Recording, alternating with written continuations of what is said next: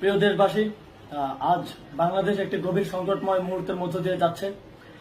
এখন পর্যন্ত আমাদের প্রাপ্ত খবর অনুযায়ী আওয়ামী লীগ, ছাত্রলীগ, যুবলীগের সন্ত্রাসীরা গুলি করে কুপিয়ে প্রায় 30-এর অধিক শিক্ষার ছাত্র জনতাকে হত্যা করেছে এবং দিন শেষ হতে হতে এই সংখ্যাটা কোথায় গিয়ে দাঁড়ায় আমরা জানি না।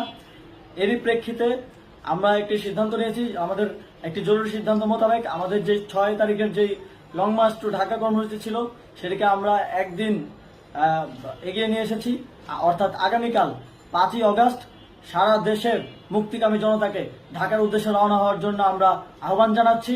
যারা পারবেন, যাদের পক্ষে সম্ভব হবে, আজ রাতেই আপনারা ঢাকার উদ্দেশ্যে রওনা হয়ে যান। আমরা আগামীকাল সারা দেশের মুক্তিকামী জনতাকে ঢাকায় আসার আহ্বান জানাচ্ছি। বিশেষ করে ঢাকার আশেপাশে যে জেলাগুলো আছে, আপনারা দায়িত্ব নিয়ে মসজিদের মাইকে ঘোষণা দিয়ে যাদেরকে পাবেন সবাইকে